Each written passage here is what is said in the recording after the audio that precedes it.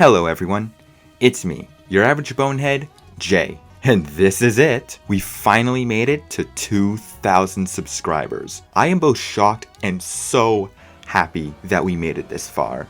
And I have no one but you guys all to thank. So, as promised, now that we've made it to this point, it's time for me to take a look at a very specific Mario fan comic.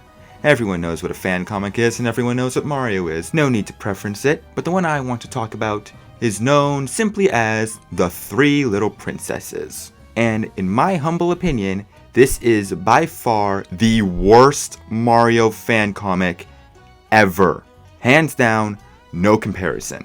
I don't need you to pull up some random Wattpad fanfiction. In terms of one that are actually discussed and actually popular, this is the worst one.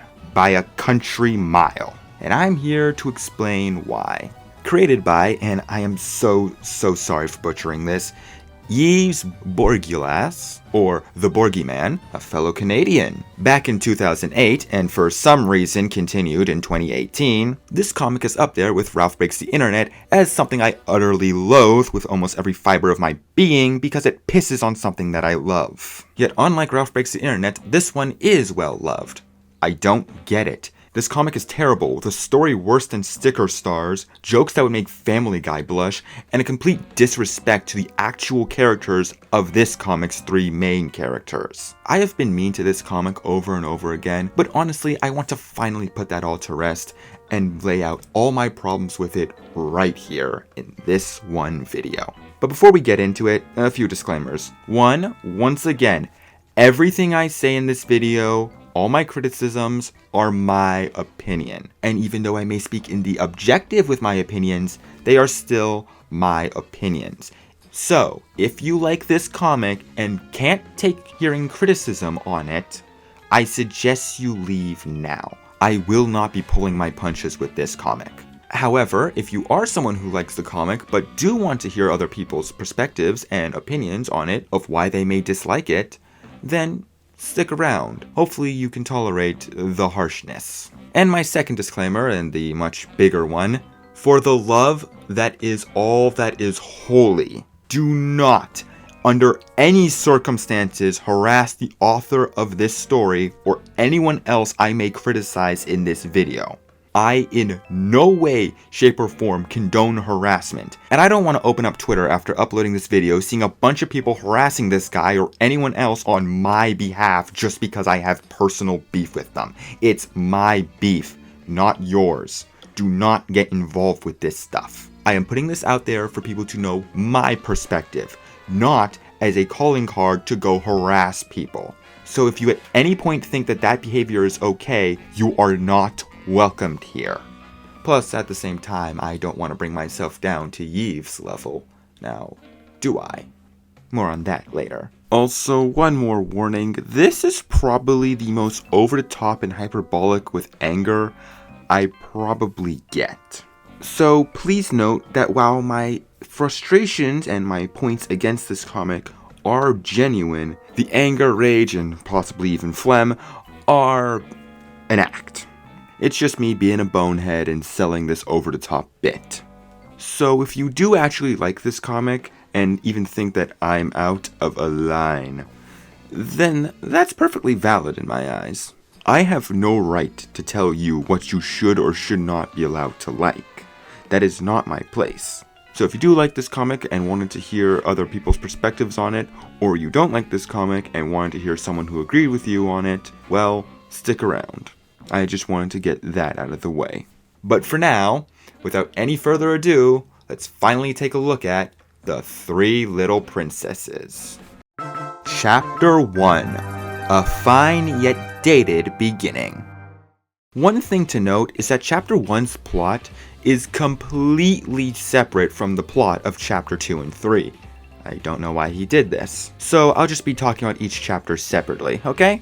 The plot of Chapter 1 is that one day, the Comet Observatory crash lands right on the outskirts of Peach's castle. So, the Princess of the Mushroom Kingdom, Peach, and the Princess of Sarahsketchesluigi, Daisy, go out to see what happened. They end up meeting the Princess of the Cosmos, Rosalina. Throughout this whole comic, when they give her a nickname, they call her Rosie, and it kind of stuck with the Mario fandom. To be completely honest, I've never liked the nickname Rosie. I thought Rosa would have made more sense.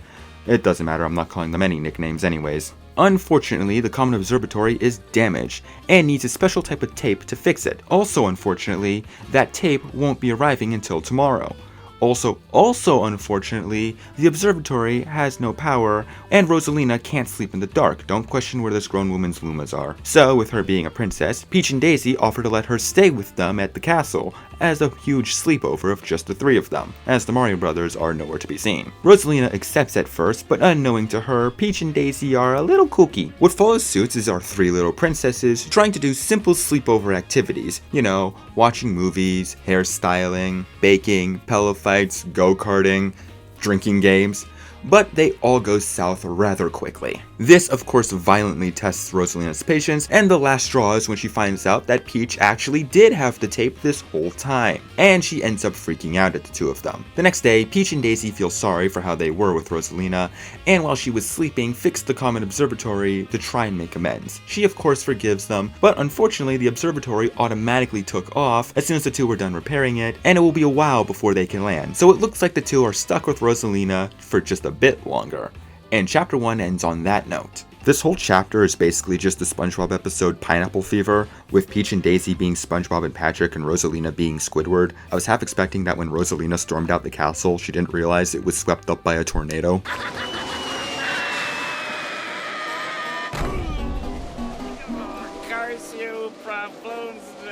Okay, let's go over my broad compliments first. I love this comic's art style.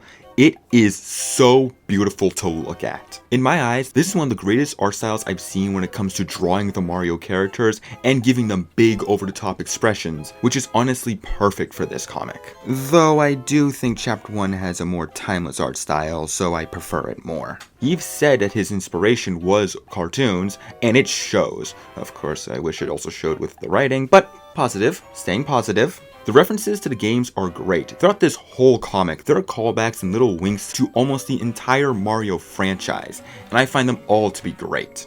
Of course, you'd think with the amount of times he references everything in the Mario franchise, he would actually know how these characters are written, but again, positivity. The jokes, honestly, at least in Chapter 1, are really funny in my eyes. Things like the Toad family fearing the sleepover, Rosalina's giant pupil, the Pianta Mafia are always a treat, them having the drinking game set to every time Link says "excuse me, princess" in the Zelda cartoon, which, fun little fact, if they binged through the whole series, they would have had to take in 29 shots. And Rosalina's freakout at them just slays me every single time. But one big point I have to make about Chapter 1 is I actually like the banter between Peach, Daisy, and even Rosalina. I can buy that Peach and Daisy are actually friends and that they're trying to let Rosalina into their group, while Rosalina herself is apprehensive of it. This chapter really is decently well written in my eyes, though at the same time this does lead to a slight criticism, and also why I consider this chapter to be kind of dated. And that is the characters themselves. Rosalina's the straight man of the group, and Peach and Daisy are kind of dumb throughout this chapter. It's not like I don't understand why this came to be, at least in Daisy and Rosalina's case. Remember, this comic was written back in 2008, back when the general consensus for Daisy's only true personality trait at the time was that she was a tomboy, and Rosalina was still a new character at this moment. So even though looking back this is horrifically incorrect to their modern portrayals, it is something I kind of give a bit of leverage with. What I kinda can't give leverage with, my biggest criticism of the chapter, is Peach's portrayal. I still don't know what happened here, but Peach in this is very stupid and kind of controlling. This is baffling to me because Paper Mario 64, The Thousand Year Door, and Super Paper Mario were all out by this point. And considering how this comic references The Thousand Year Door, it's pretty odd that Yves didn't consider how Peach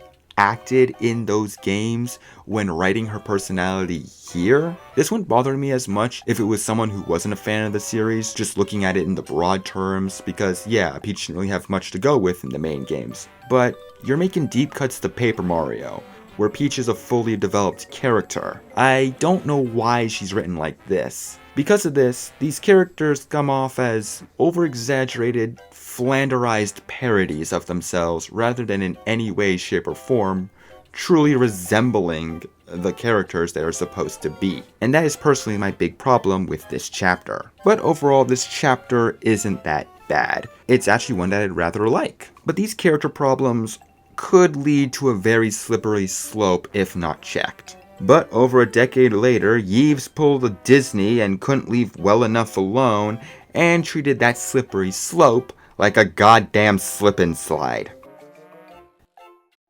Chapter 2. Wait, why is Peach an asshole?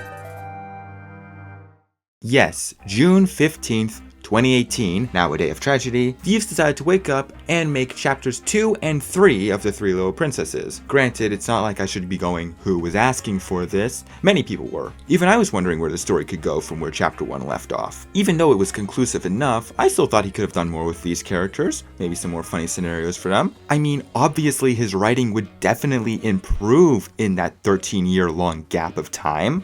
And then the monkey paw curled. Yeah, this chapter, this godforsaken chapter, is where all my problems with this piece of shit comic starts. So, the plot is, many years later, after the events of the original Three Little Princesses, after, chapter 1, Daisy is a bit alone and hasn't hung out with Peach in a while. So when she goes to hang out with her, she ends up realizing that Peach has been spending most of her time hanging out with Rosalina. Daisy is kind of rightfully annoyed that Peach hadn't invited her over in a while, but instead has been hanging out with what's supposed to be their new friend, and Daisy storms off. And for some reason, she's not close to Luigi. This is Daisy we're talking about. Anyways, so Daisy is at a loss for getting a new friend, as apparently no one wants to be her friend. Okay? So she ends up wishing that night to be like her older and popular self, and that wish ends up getting taken by the 7 star spirits from Paper Mario 64. They take this wish, misinterpret it completely, and end up presenting Daisy with an 8-bit version of herself from the original Super Mario Land. 8-bit Daisy ends up fusing with modern Daisy, and thus she becomes classic Daisy, akin to how she was in the N64 days.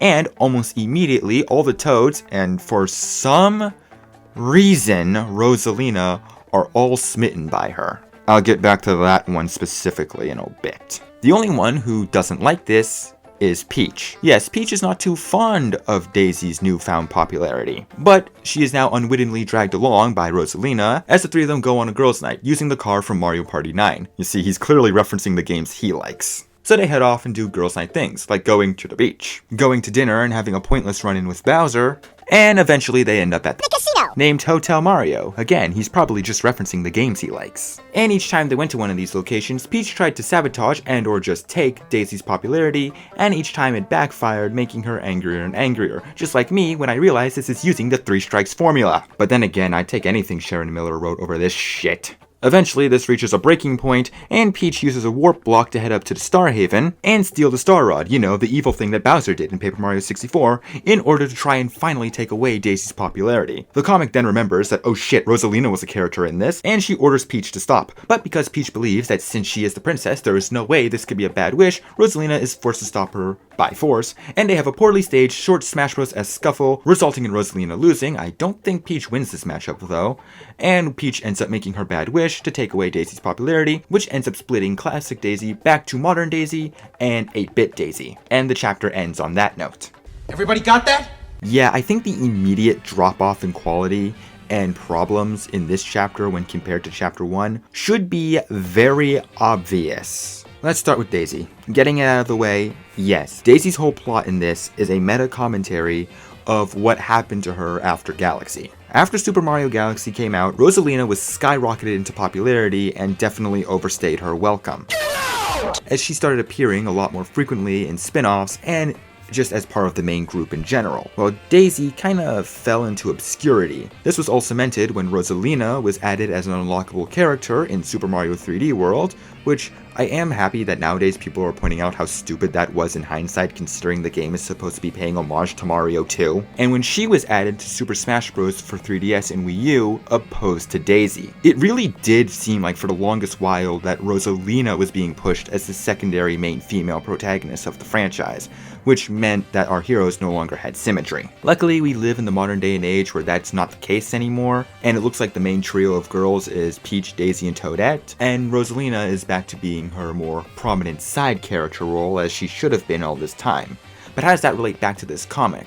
Well, as I said, Daisy's story in this is meta commentary. She is unliked and forgotten by most people because at the time, Daisy could have been seen as forgotten by Nintendo. This clearly wasn't the case since Daisy still had her prominent roles in all the spin-offs, but that's not the problem. The problem is this just doesn't work for Mario. Mario games do break the fourth wall, especially the RPGs, but the characters always remained themselves. This is where the problems with these versions of the characters are coming into play. It doesn't make sense for Daisy to be like this, or even in this scenario in the first place, considering how she has her own kingdom. And this guy shows her castle, so clearly he knows this. Wouldn't her people still like her and remember her? It's just dumb when you think about it for 5 seconds of how Daisy is even in this scenario. And also, once she makes the wish, she is basically no longer important to the story. And it also doesn't make any sense that she's not close to Luigi. She has a poltergeist from the Luigi's Mansion games. I'm assuming she got that from Luigi. So why wouldn't she be close friends with him? I mean, yeah, I know why Yves made it like that, but it doesn't make sense in context again. And on top of that, Peach and Daisy's relationship also takes a hit. Like, I get it, the whole point is that they haven't seen each other in a while, but that's just unlike Peach to not invite Daisy over more frequently. They always were hanging out whenever the spin-offs came around. And their characterization in this, well, I'll get to Peaches in a second, but overall, it feels like instead of being friends and fully grown adults like they actually are, in here they're just superficial teenagers. And yeah, I know they were immature in Chapter 1, but this is just taking it to the extreme. I almost forgot about Rosalina, but that's because this chapter basically forgets about her. Despite being called the Three Little Princesses, Princess number 3, ironically, is barely important to the progression of this chapter until the very end. You could deadass replace Rosalina in this chapter with a plank of wood and very little would change. Maybe he was just trying to be accurate to how she truly is in the games. It'd be the one thing that's accurate. But all of that is trivial to the real problem. Peach. For the life of me, cannot comprehend how Peach fans could feasibly like this comic with this portrayal of her. Now, if you've seen my Mario movie review, you'll probably have an idea of what I'm about to say, but it bears repeating. Peach in this comic, especially in Chapter 2, is a whiny, manipulative, attention-hogging egomaniac that is consistently trying to sabotage Daisy's popularity. She is a bitch throughout the whole thing. This is not Peach. This is not her. This is not who she should be. If you remember what I said in my movie review, Peach is kind and sweet, soft and caring. Yeah, she's a bit goofy silly sometimes, and that's why I was okay with her in Chapter 1.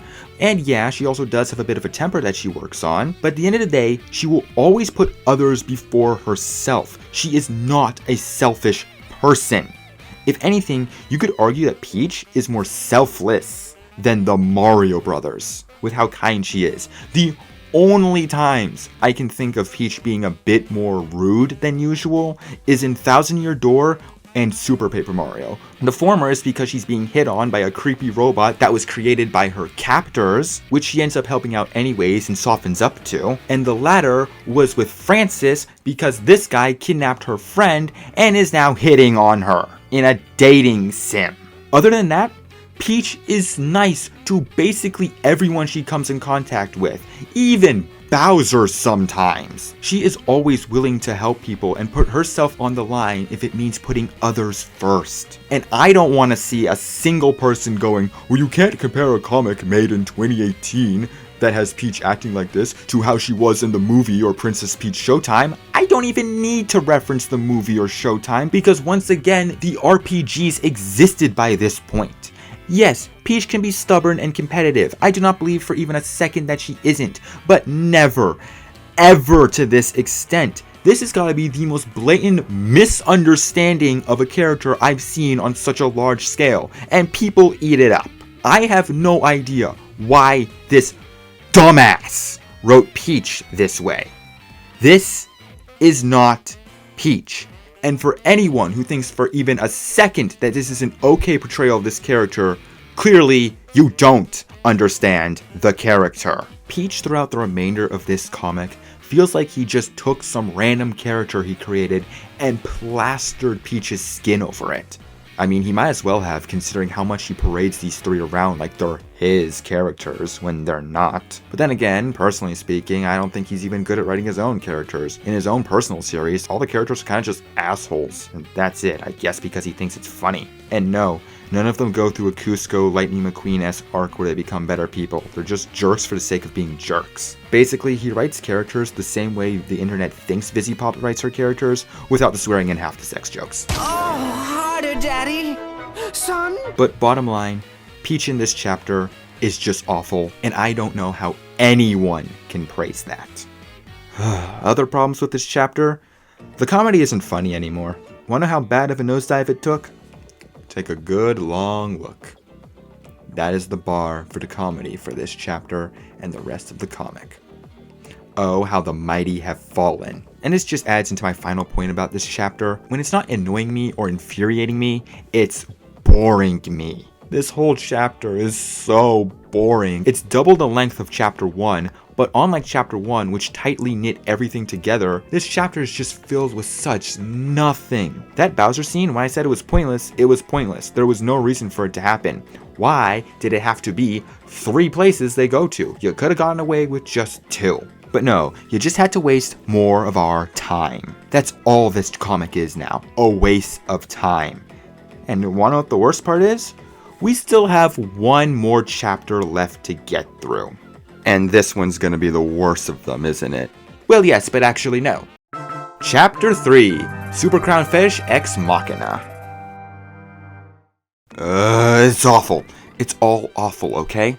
Story-wise, with the two Daisies separated, 8-Bit Daisy immediately turns evil and starts trying to take over the world with forgotten enemies from Mario Land. Oh, and there's an entire page taken up by a Waluigi April Fool's joke, because if there's one thing this comic doesn't do, it's waste our time. Back to the actual story, Peach returns and realizes she made a little oopsie, and then 8-Bit Daisy ends up capturing regular Daisy and Peach. She ends up revealing that it was all Peach's fault, and the two of them get into a little squabble before 8-Bit Daisy casts them away. They end up waking up back in chapter 1. I will admit, I do like that he was able to replicate Chapter 1's art style all these years later.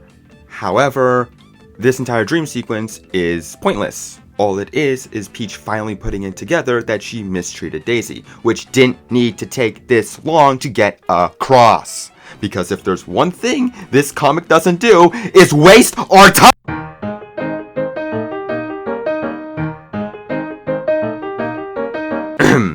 We even get implied that Daisy was going to game end herself. Bro thinks he's writing for a Paper Mario game.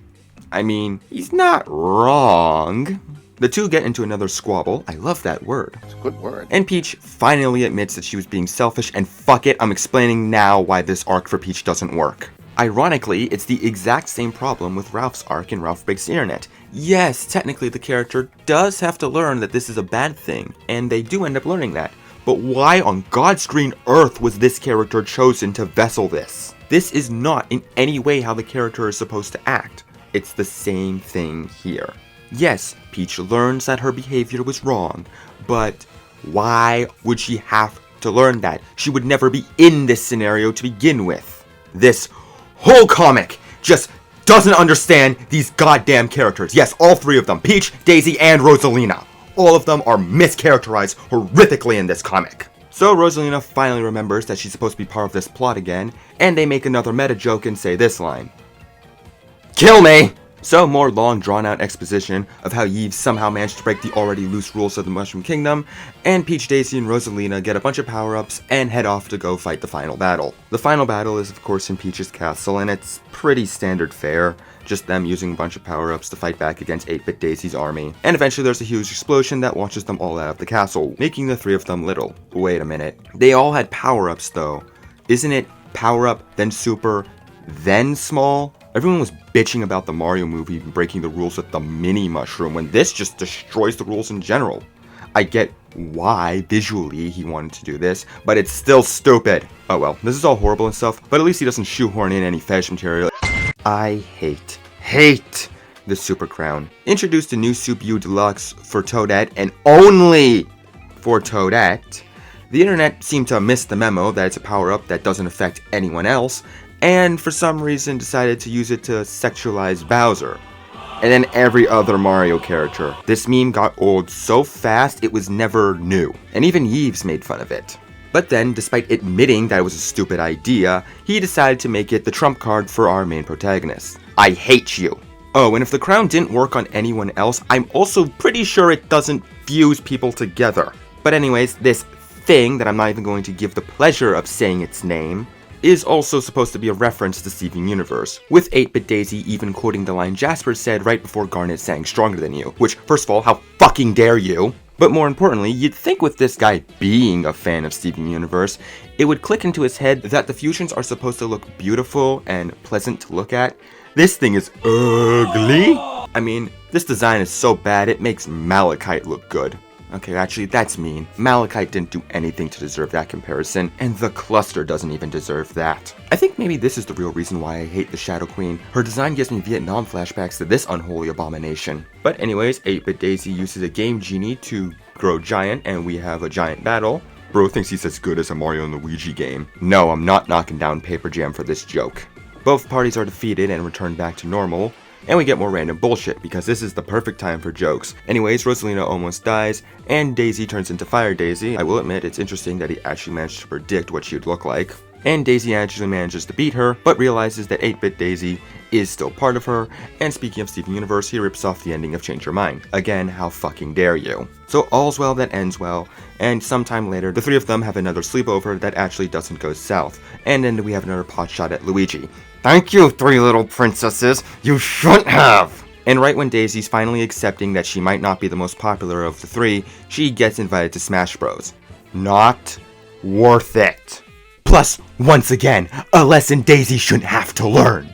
This chapter is dreadful. This whole comic is dreadful. I think chapter 2 is objectively the worst chapter, but I hate 3 more. But, oh well.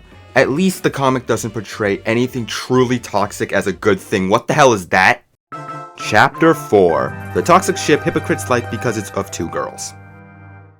I already know I'm gonna get hate for this one, but who cares? Daiselina is an absolutely horrible ship and I can't stand it. It is built on the foundation of absolutely nothing, and it's of 2 characters that have almost never interacted in the entire franchise. It makes absolutely no sense and fills in other annoying stereotypes that all tomboys must be a lesbian, even though that's not even what Daisy is, but people will consistently mischaracterize her with that, and I don't know because I guess something about how Rosalina looks means she obviously likes women. Of course we're going with that. And the ship really just exists because people can't comprehend that Daisy and Luigi actually like each other, because a few of its shippers take things too far sometimes. And overall, I see that Daisy-Lina shippers only do this just because they need their stupid headcanons to be validated so they can be validated for once in their goddamn lives. Woo! I've been meaning to get that one out of my system for years now. I have 2 instances of the hypocritical mindsets of Daisy-Lina shippers. One comes from this person called Nintendude, who blankly stated once that Luigi and Daisy don't have any true chemistry together, and that Luigi fans will just use the small little crumbs they have of things like the statue on Daisy's circuit, or trophy descriptions in Smash Bros, or Daisy calling Luigi sweetie in Mario Power Tennis. Now, yes, I will admit that Luigi is a pretty underdeveloped ship, and that's on Nintendo, but those arguments kinda don't work when you're someone who ships 2 characters who don't even interact. I shouldn't have to explain how hypocritical that is, right? And all it does come from is, once again, them just trying to validate their own headcanons because, God forbid, they can't see that 2 characters canonically like each other. And even if those 2 were together, wouldn't Daisy and Rosalina's dynamic just be Luigi and Daisy's dynamic, but between 2 girls? The excitable one and the calm one? It really is just the My Hero Academia levels bullshit logic of, this thing I don't like it because it's straight, but this thing is gay, so it's automatically better. It doesn't make any sense. Granted, I think both mindsets of this thing is gay, so it's bad, this thing is straight, so it's good, is also bad, but at the same time, I believe that both arguments are stupid when they go against the canon ship. And since the canon ship is Luigi and Daisy, I really hate to be the bearer of bad news, but your ship will never be canon. So unfortunately, I'm going to have to invalidate you when you try to invalidate us. The other instance comes from KR No, why can't you people have normal names? Screw it, I'm just calling you KR. But surprisingly, KR does ship Luazy, but at the same time, she also mainly ships Daiselina. Leave it to the Daiselina shipper to not understand the concept of loyalty. Now, funnily enough, I have seen people write the ship healthily before. In fact, even these two. But the hypocrisy, and the part that makes me raise an eyebrow, is that she has stated that it was because of this comic that she ships them. So, why is the ship so bad in this comic? Well, my dear viewer, I'm glad you asked. Turns out I lied. Rosalina does actually have something to do in Chapter 2. Throughout it, you'll notice that she is secretly taking pictures of Classic Daisy. This is because she fell in love with Classic Daisy. I don't buy it.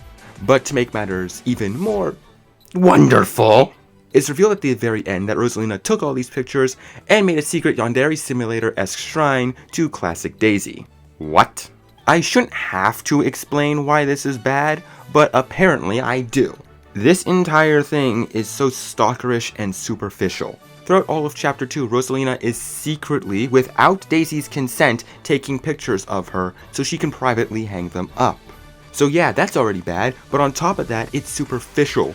Rosalina does not fall in love with regular Daisy, or true Daisy. She falls in love with Classic Daisy, which clearly shows she's only interested in her for looks alone. Meaning, this is a completely stalkerish and superficial relationship, and this dumbass portrays it as a good thing. And for some reason, others can't see the problem with this. And yes, because someone is obviously going to point this out, yes, he did write down that Rosalina asked Daisy to print these out, but keep in mind, that's not in the actual comic. That is written nowhere in the actual comic, nor was it originally written in the description. He added that later, meaning, just like everything else in the comic, it was an afterthought. He paid no mind, no attention to how this shit could be portrayed negatively. It just completely went past his mind, over his head, which really ends up making me question this dude and everyone else who ships it because of this comic shipping morale. And one more thing I might as well add in because of the whole superficial and stalkerish portrayal of this ship being seen as a good thing, Rosalina fell in love and is continuously in love with Classic Daisy, the untrue version of who Daisy is supposed to be. At the ending of the comic, after ripping off Steven Universe, she is shown to become true Daisy. My god, I'm just realizing how stupid this all sounds. But Yves continues to show Rosalina being shipped with Classic Daisy, and it was Classic Daisy that Rosalina fell in love with. So wouldn't that technically mean this goes against the entire point of the comic? Completely contradicting the message and wasting our time. Because if there's one thing this comic doesn't like doing, it's wasting our goddamn time.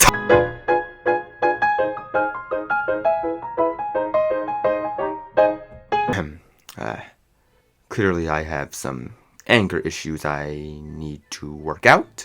I'm very sorry about that. My point is, I don't hate this ship just because it's uncanon, therefore equals bad. I hate this ship because this was how I was introduced to it. This was my first impression of it. It being written in such a horrible, thoughtless way, and yet everyone praises it. No one can see the problem with it, and it actually annoys me. Which, I guess, brings me down to my last point. Conclusion. Is this really the worst Mario fan comic? Yes. By all intensive purposes, after everything I just described, this is the worst Mario fan comic, at least that is popular. The story is nonsensical, the characters are just as dumb, as well as just being awful people, which is not who any of them are. It's not funny and relies on Family Guy-esque adult humor. It blatantly contradicts itself, and that ending really makes me question this guy's and many others' shipping morale. It's just the worst and reeks of bad fanfiction. Even that's being too nice considering the really good fanfictions out there. Honestly, this whole thing has the trappings of all those annoying, god-awful, haha, funny Mario parodies you see a dime a dozen on YouTube. But I would gladly watch Racist Mario 100 times over if it means I never have to look at another panel from this godforsaken comic again. And on top of all of that, this is a comic that you can buy physically for $50. How?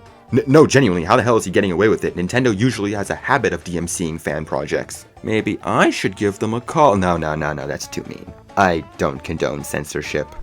But so what? It's just a poorly written comic that should have stayed in 2008 that just casually mischaracterizes your two favorite Mario characters and toxically ships one of your all-time favorites with a nothing entity that stalked her and has a shrine dedicated to the wrong version of the character that is presented as a good thing despite being hypocritical to the very message of the comic, and somehow this can all be bought for $50 and for some reason one of the most critically acclaimed Mario fan comics. So what? Well, and I will fully admit that this is dumb, I kind of made this video out of spite for the creator. Yeah, it's dumb, but let me explain.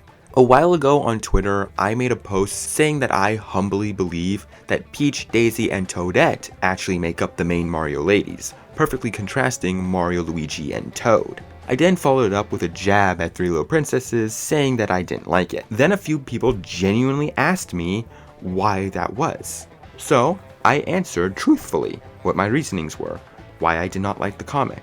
I did not tag Yves in any way, yet somehow he figured this out and acknowledged that people did not like his comic. Then he said this, I will not say who it is, but if you look for them, you will find them. I should not have to explain why that is one of the most dangerous, thoughtless things a creator could do. Telling your audience to go after someone just because you didn't like their criticism of one of your works. It's only after I quickly scrambled to write an apology did the tweet mysteriously disappear. That's all this, at the time, bare minimum 37-year-old man wants. People to grovel at his feet if they dare dislike his poorly made fan comic. And before anyone claims that I'm over-exaggerating because I don't have a screenshot of the tweet, I did later confront him on this, and he said that he didn't tag me. So basically what you're saying is that you didn't sick your fandom on me specifically, but instead you were telling them to just go after anyone who criticized. Okay, that's much better. No, it's not in any conceivable way. This guy cannot take criticism. That is the point I am trying to make. His fans also cannot take criticism towards their precious comic. I've been told in the past that my criticisms aren't valid just because they're criticisms against the comic. And bringing it back to Nintendude and KR for a second, I was once in a server run by Nintendude, but because me and KR could never find common grounds about this damn comic, and how, well, yes, I'll admit there were many times where I was being a jerk, but I did want to genuinely explain what my problems with this comic were to her, just because I wanted to lay it all out there and move on, but me just announcing that I was going to make this video got both her and Nintendude so angry at me they kicked me from the server. Like, God, you guys can't even take a monicum of criticism. None of the fans of this comic can, because they are so convinced that it's good when it is not. And honestly, it adds into something else I want to talk about quickly, and that's toxic positivity, because it is such a blatant thing with this comic. You will never see someone criticize it because they will be silenced if they do, because everything talked about this comic must be positive. Now, yes, I am also fully aware that toxic negativity is a thing and it is just as bad, but you get my point. So the bottom line is, I hate the Three Little Princesses, and I will always stand by that this is the worst Mario fan comic. And Yves, if somehow you've seen this and have made it this far, I just hope you improve. That's all I wish. But overall, this comic is proof why you can't take exaggerated parody versions of characters and trying to get actual drama out of it. It just doesn't work. But, much like most of my negatively skewed videos, I don't want to end on a negative note. I want to take a moment to talk about the good Mario fan comic out there, because contrary to what I just described, the negative is only a small bit. the vast majority is such great content. You got I'd Like You to Meet or Meet the Marios from Nintendrawer. Ask Mario is funny when Flickframe uses his brain. Flower Crown by DemonyRichy actually knows how to use Peach and Daisy's friendship properly. Almost anything from sarahsketchesluigi or Miki's art are great. Same with I Need Iced Coffee. Even future fan works that have yet to be made by Ethantendo and GhostingWix have me so excited because I know they have respect for these characters and how they're supposed to be written. And hey, even for all you Daiselina fans that somehow managed to make it this far, even though I don't like the ship or these two users in general, Nintendude and KR still at least write the relationship in a decently healthy way, and Nintendude's even working on a huge fan comic that stars our three princesses, that actually has them written as they should be. And on top of all of that, for just Nintendo fan works in general, there's Nintendo High, or as I call it, the crowning jewel. It's so good, and I highly recommend it. I'm probably gonna do a review on it eventually. So see, there are many great fan works out there made by great people. You don't have to continuously gas one up just because it's connected to your nostalgia. You can actually look for ones that have clear care put into them, and these ones rarely if ever ask for money. But now, I think the note I really just want to end on is this. Your headcanons are great, but I draw the line when they contradict the very foundation of a character. Now, I'm your average bonehead Jay, and thank you, all of you, for 2,000 subscribers. Let this be signs of a good future, and I wish you all good night.